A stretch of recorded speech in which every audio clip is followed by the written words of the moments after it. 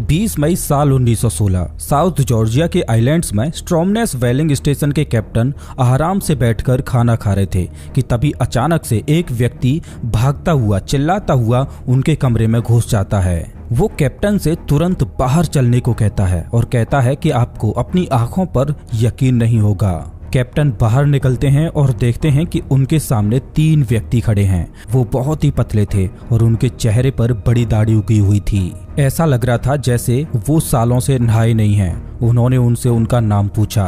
बीच में खड़ा व्यक्ति अपना नाम बताता है और कहता है अर्नेस्ट शैकल्टन। कैप्टन 10 सेकंड्स तक कुछ भी नहीं बोलते और उनके चेहरों को देखते रहते हैं। उन्होंने ये नाम आखिरी बार 2 साल पहले नवंबर 1914 में सुना था। अर्नेस्ट शैकल्टन अपने 28 लोगों के क्रू के साथ इसी जगह पर अपनी शिप लेकर आए थे। अर्नेस्ट शैकल्टन ने कहा था कि वो अंटार्कटिका की जमीन को पैदल पार करना चाहता है। कुछ महीनों बाद जब उनके इस क्रू की कोई खबर नहीं आई तो सभी ने मान लिया कि उनकी मौत हो चुकी है। लेकिन 2 साल बाद अर्नेस्ट शैकल्टन अब फिर से कैप्टन के सामने खड़े थे। कैप्टन तुरंत उनसे पूछते हैं कि तुम्हारे बाकी के क्रू मेंबर्स का क्या हुआ।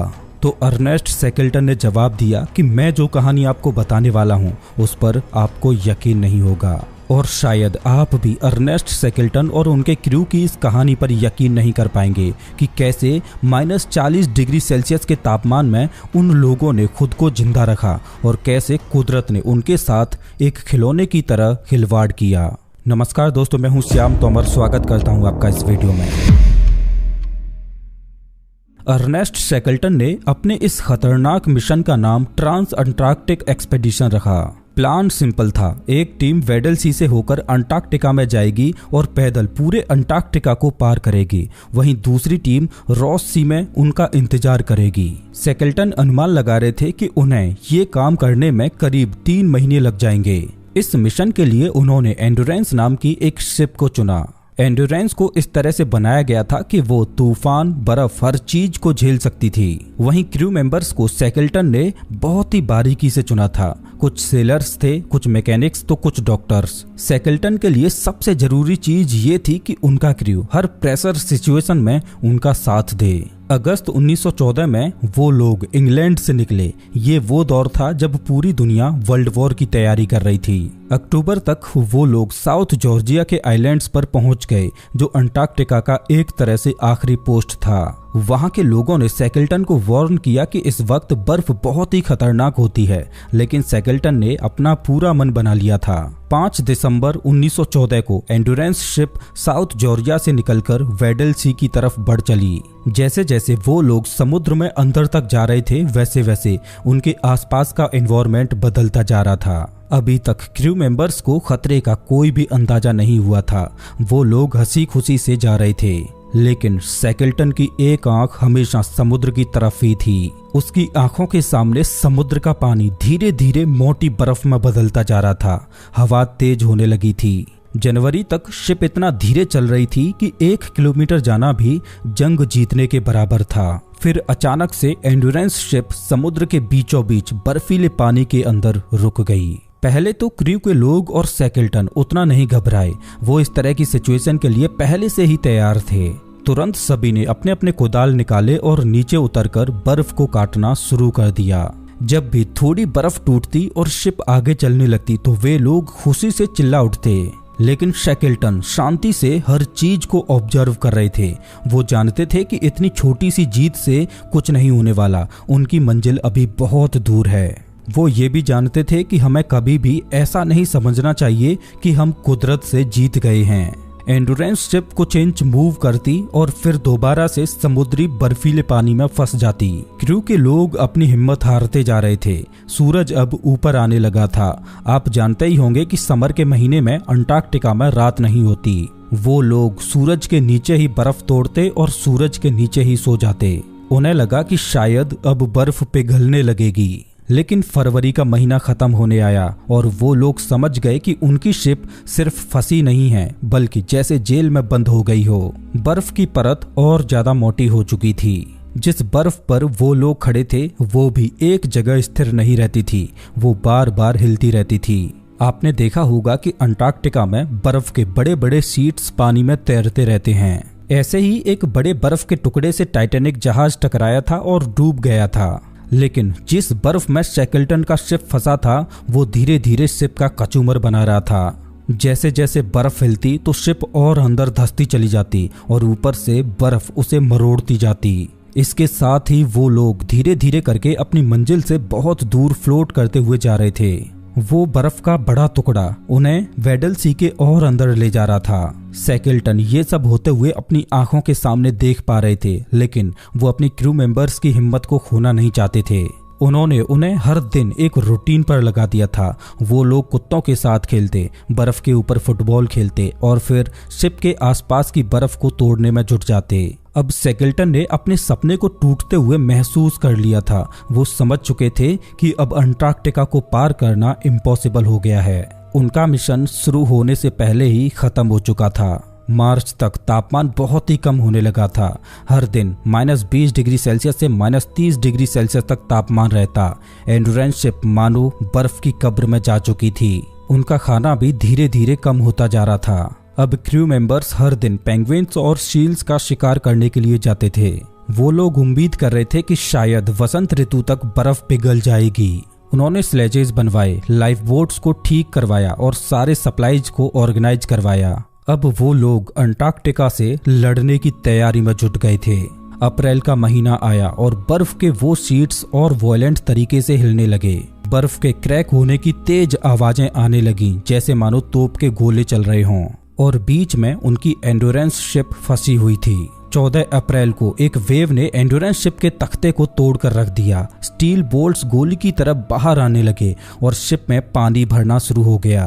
शैकल्टन ने तब सभी को आवाज दी कि शिप को तुरंत खाली कर दिया जाए। मई तक सूरज पूरी तरह से गायब हो चुका था। क्रू मेंबर्स ने बर्फ के ऊपर ही अपने टेंट्स लगा लिए और उसे द ओशियन कैंप का नाम दिया। उनकी लाइफ बोट्स वहीं पास में रखी हुई थीं। वहां ठंड इतनी ज्यादा थी कि सभी क्रू मेंबर्स को एक साथ चिपक कर सोना पड़ता था। शिप पर उनके साथ एक फोटोग्राफर भी था जिसने फंसी हुई शिप के फोटोज लिए, जिन्हें आप अभी अपनी स्क्रीन पर देख पा रहे हो। देखते ही देखते अक्टूबर का महीना आ गया और अब वो लोग एक्सप्लोरर्स नहीं बल्कि सर्वाइवर्स बन चुके थे। 9 महीनों से एंड्योरेंस शिप बर्फ में फंसी हुई थी और अभी तक वो लोग करीब 2000 किलोमीटर तक गलत दिशा में फ्लोट कर चुके थे। फाइनली 21 नवंबर 1914 को एंड्योरेंस शिप पूरी तरह से टूट गई।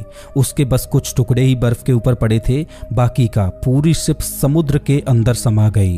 क्रू मेंबर्स ने खाना पानी, टूल्स, नेविगेशनल गियर्स, रिकॉर्ड्स, हर चीज को बाहर निकाल लिया था। वो लोग अपनी हिम्मत हार चुके थे, लेकिन इस अंधेरे में अर्नेस्ट शैकल्टन उनके लिए सूरज की किरण की तरह सामने आए। उन्होंने अनाउंस किया कि उनका मिशन यहीं खत्म होता है और अब वो लोग अपने घर की ओर जाएंगे। उनके पास ना तो टेलीफोन था और ना ही कोई रेडियो। वे लोग बर्फ के एक टुकड़े पर फंसे हुए थे जो खुद फ्लोट कर रहा था और उन्हें ना जाने कहां ले जा रहा था। क्रू के लोग सिर्फ इसलिए हिम्मत नहीं हारे थे क्योंकि अर्नेस्ट शैकल्टन हिम्मत नहीं हारे थे। अब चूंकि उनके आसपास की बर्फ जमी हुई थी, इसलिए लाइफ बोट्स में बैठकर भी कहीं नहीं जाया जा सकता था। उन्होंने उस बर्फ के टुकड़े पर ही कैंप लगा लिया था। वो लोग तब तक इंतजार करेंगे जब तक बर्फ टूट नहीं जाती, जिसके बाद वो लोग लाइफ बोट्स में बैठकर अपने घर की तरफ निकल जाएंगे। उन्हें बर्फ में फंसे 1 साल हो चुका था। बाहर के लोगों को पता तक नहीं था कि वो लोग जिंदा भी हैं या नहीं। इस तरह के मौसम में किसी रेस्क्यू शिप के आने का भी कोई सवाल नहीं था। उनके पास 3 लाइफ बोट्स, एक स्लेज जिससे बर्फ पर चला जा सकता है और कुछ पर्सनल आइटम्स और 1 महीने का खाना मौजूद था। शैकल्टन कैलकुलेशंस करते हैं और पता लगाते हैं कि उनसे सबसे करीब का आइलैंड द पोलेट आइलैंड है। हो सकता है कि वहां पर उन्हें कुछ सप्लाईज मिल जाएं जो उन्हें कुछ और महीने जिंदा रख सकें। उन्होंने क्रू से कहा कि सभी लोग 2 पाउंड तक का सामान अपने बैग में उठाएं और बाकी ताकत स्लेज और लाइफ बोट्स को खींचने में लगाएं। जहाज के फोटोग्राफर के पास करीब 400 फोटोग्राफ्स थे, लेकिन 2 पाउंड की लिमिट की वजह से वो अपने साथ सिर्फ 150 फोटोज ही ला पाए और यही फोटोज आगे चलकर दुनिया के सामने सबसे ऐतिहासिक सबूत बन गए। कुछ हफ्तों बाद खाने की कमी की वजह से उनके साथ आए कुत्ते के बच्चों को मरना पड़ता है। हर लाइफ बोट का वजन करीब 1000 किलोग्राम था और इसे खींचना इतना आसान नहीं था और किस्मत भी उनके साथ नहीं थी। अभी तक गर्मी का मौसम आ चुका था और बर्फ की ऊपर की परत सॉफ्ट हो गई थी, जिससे उसके ऊपर चलना मुश्किल होता जा रहा था। कुछ किलोमीटर और आगे चलने के बाद उन्होंने देखा कि सामने पतली बर्फ और पानी आ चुका है। अब ना तो वो पीछे जा सकते थे और ना ही आगे। उन्होंने दोबारा उसी तैरती हुई बर्फ के ऊपर टेंट लगा दिया। खाने के लिए हर किसी को एक बिस्किट, थोड़ा सा कोको पाउडर और थोड़ा सा कैंड मीट मिलता। उन्हें हर दिन सील्स और पेंगुइन्स का शिकार करने जाना पड़ता। शैकल्टन अक्सर फूड क्वांटिटी के बारे में अपने क्रू से झूठ बोलते ताकि उनका मोटिवेशन बढ़ा सकें। वो जानते थे कि अगर इस सिचुएशन से बाहर निकलना है तो क्रू का मोटिवेशन टॉप पर रखना होगा। लेकिन तभी अचानक 30 मार्च को एक ट्रेजेडी हो जाती है। जिस बर्फ पर उन्होंने कैंप लगाया था, अचानक से उसमें एक तेज क्रैक की आवाज आती है। उनके टेंट टूटने लगते हैं। सभी लोग बाहर की ओर भागते हैं। उनके पैरों तले जमीन हिलने लगती है। कुछ लोग पानी में चले गए थे और ठंड से ठिठुर रहे थे। उन्होंने तुरंत अपने आप को सुखाने के लिए तेज बॉडी मूवमेंट्स करना शुरू कर दिया।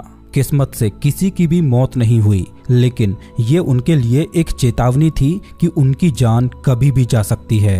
अब वो लोग पूरी तरह से बर्फ की शीट पर फंस चुके थे। वो सिर्फ भगवान से प्रार्थना कर सकते थे कि उन्हें जल्द ही जमीन दिख जाए। शैकल्टन ने कैलकुलेशंस लगाई कि आखिर वो कहाँ पर हैं, तो उन्हें पता चलता है कि वो जॉइनविल आइलैंड के पास हैं, यानी कि उनका पुराना डेस्टिनेशन द पोलेट आइलैंड अब पीछे छूट चुका था। जॉइनविल आइलैंड का दिखना कोई अच्छी खबर नहीं थी, क्योंकि वो पेनिनसुला का आखिरी आइलैंड था। वहां जाना यानी पक्के तौर से मौत। अब उनके पास 2 ऑप्शन थे, नॉर्थ में मौजूद क्लेरेंस आइलैंड और एलिफेंट आइलैंड। इसके बाद हजारों किलोमीटर तक खाली समुद्र है, एक ऐसा समुद्र जिसे द ड्रैक्स पैसेज कहा जाता है और जहां आज भी सेलर्स जाने से थर थर कांपते हैं। यहाँ 12 मीटर तक के वेव्स उठते हैं और लगभग 20,000 सेलर्स ने यहाँ जान गंवाई है। शैकल्टन जानते थे कि अगर वो इस बर्फ पर फ्लोट करते करते वहां पहुंच गए तो उन्हें कोई नहीं बचा पाएगा। खाने की भी भारी कमी पड़ने लगी थी। जो सड़ा गला मीट उनके पास बचा था उसे कुत्तों को दे दिया गया। पीने के पानी को जमा करने के लिए वो लोग बर्फ को एक कैन में डालते और फिर उसे अपनी जैकेट के अंदर भर लेते ताकि जिस्म की गर्मी से वो पिघल जाए। लेकिन उससे भी इन्हें सिर्फ कुछ घूंट ही पानी मिल पाता।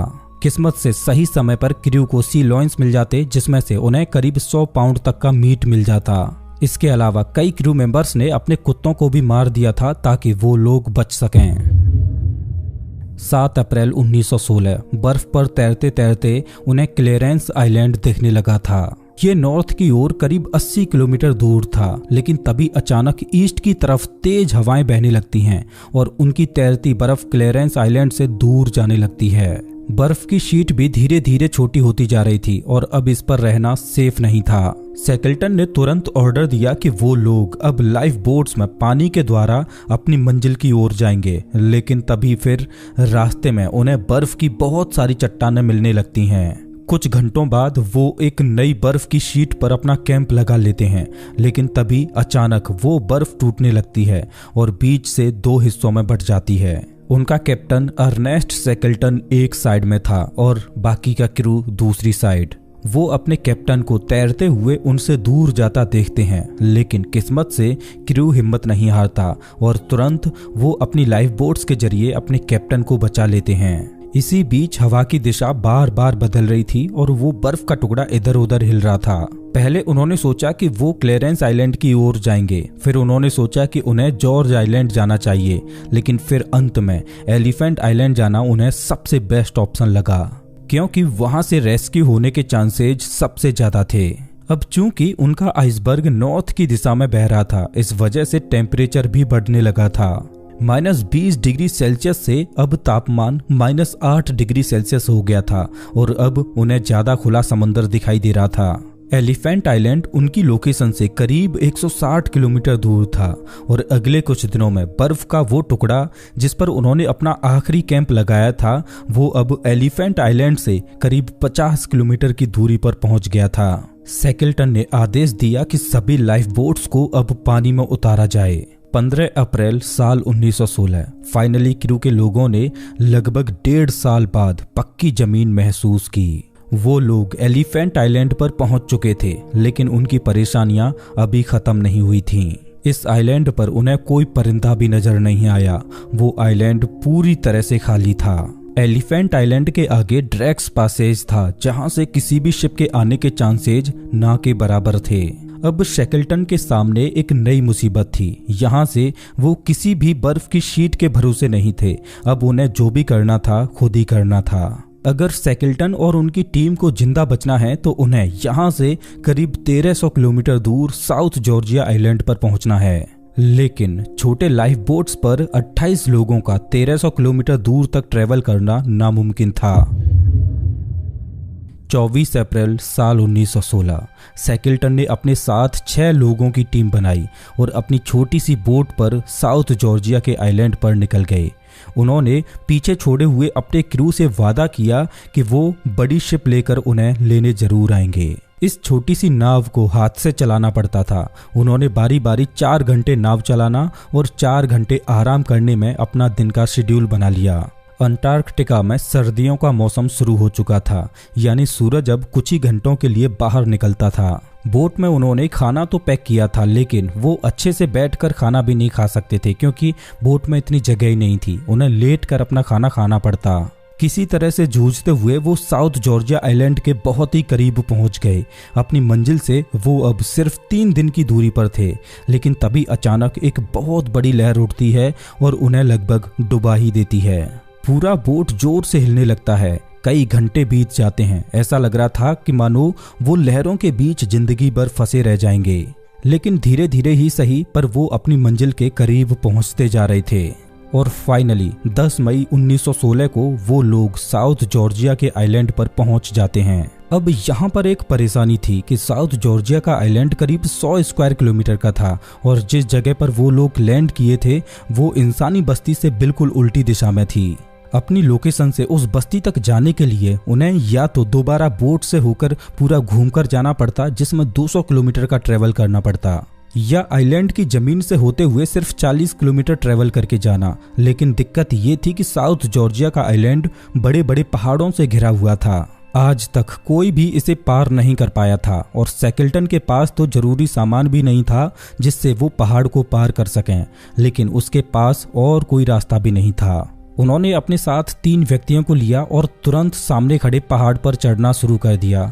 किसी तरह से बर्फ में चलते चलते वो चोटी तक पहुंच गए, लेकिन उस पार जब उन्होंने देखा तो वहां पर सिर्फ गहरी खाई थी। वो उस पहाड़ से नीचे उतरे और दोबारा दूसरे पहाड़ पर चढ़कर दूसरी ओर जाने का रास्ता ढूंढने लगे।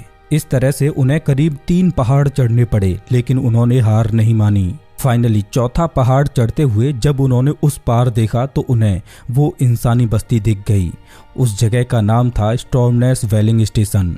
2 साल पहले शैकल्टन और उनका क्रू इन्हीं लोगों से मिले थे। 20 मई 1916 को अब वो वहीं दोबारा पहुंच चुके थे। वेलिंग स्टेशन पर मौजूद लोग शैकल्टन और उनके साथियों को देखकर हक्के बक्के रह गए। सबको लगा कि वो लोग अंटार्कटिका में मारे जा चुके हैं, लेकिन शैकल्टन अब उनके सामने खड़े थे। उनकी दाढ़ी बहुत बड़ी हो चुकी थी और पूरा चेहरा काला पड़ चुका था। वेलिंग स्टेशन के कैप्टन ने तुरंत उन्हें कुछ कपड़े और खाने के लिए सामान दिया। इसके बाद शैकल्टन ने तुरंत पहले तो अपने उन 3 साथियों को बचाया जो साउथ जॉर्जिया के आइलैंड के उस पार उनका इंतजार कर रहे थे। इसके बाद उन्होंने दुनिया से दरख्वास्त की कि सब उनकी मदद करें ताकि एलिफेंट आइलैंड पर फंसे उनके 22 क्रू मेंबर्स को बचाया जा सके। उन लोगों को चिली सरकार की ओर से एक बड़ी बोट दी गई जिसे बर्फ को काटकर चलाया जा सकता था। शैकल्टन खुद उस जहाज को चला रहे थे, लेकिन बदकिस्मती से 3 बार उनका जहाज बर्फ में ऐसे फंसा कि उन्हें दोबारा लौटना पड़ गया। लेकिन शैकल्टन ने हार नहीं मानी और एक बार फिर एलिफेंट आइलैंड की ओर निकल पड़े। 30 अगस्त 1916 शैकल्टन फाइनली एलिफेंट आइलैंड पर पहुंच ही जाते हैं और अपनी आंखों के सामने का नज़ारा देखकर दंग रह जाते हैं। उनके क्रू मेंबर्स ने अपनी बोट्स को पलटकर अपने लिए कैंप्स बना लिए थे। शैकल्टन की गैर मौजूदगी में उन्होंने फ्रैंक वाइल्ड नाम के एक आदमी को कैप्टन बना दिया था। वे लोग पेंगुइन्स और सील्स को मारकर अपने लिए खाने की व्यवस्था करते। फ्रैंक वाइल्ड हर दिन सुबह उठकर अपने क्रू मेंबर्स का उत्साह बढ़ाता था और उनसे कहता कि शैकल्टन आ जाने वाले हैं, तैयार हो जाओ। अब वो सब घर जा सकते थे। तो दोस्तों ये थी अर्नेस्ट सैकल्टन और उनके 28 क्रू मेंबर्स की एक जज्बाती कहानी।